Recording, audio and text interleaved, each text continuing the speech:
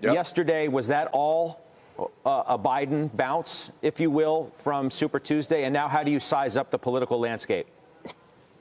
Well, it's really fascinating, isn't it, that after the midterm elections, the two leading candidates were in the polls were Joe Biden and Bernie Sanders for the Democrats. Then all of a sudden we had about 30 more show up, and we went through all of this trouble and all of this money and all of this energy to end up with right back where we were after the midterms with Joe Biden and Bernie Sanders. And it's pretty remarkable how well the Democratic establishment engineered Super Tuesday.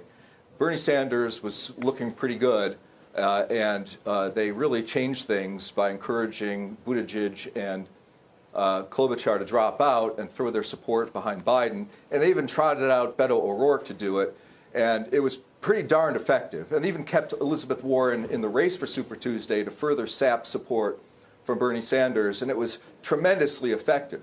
So it looks like they've engineered a Joe Biden candidacy nomination. Unfortunately, Joe Biden is the same as Jeb Bush. I mean, the Republicans could have done this maybe back in 2016 with Jeb Bush. And if they had done that, you would have gotten Hillary Clinton as president. Instead, they let the free-for-all continue, and you ended up with President Trump. But now they've anointed Joe Biden, and I think Joe Biden is completely unelectable. I mean, one of the reasons that Bernie Sanders didn't do well on Super Tuesday was that he unfortunately appeals to voters that don't vote.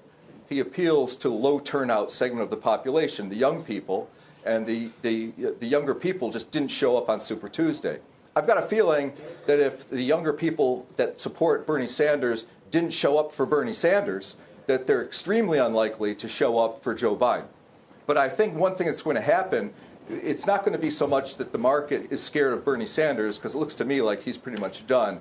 But I think the market's going to have to be scared of Joe Biden starting to move to the left, because he needs to consolidate support as he can to try to woo back or woo in the Bernie supporters, who probably are pretty upset by the move by the DNC to basically once again take it away from Bernie.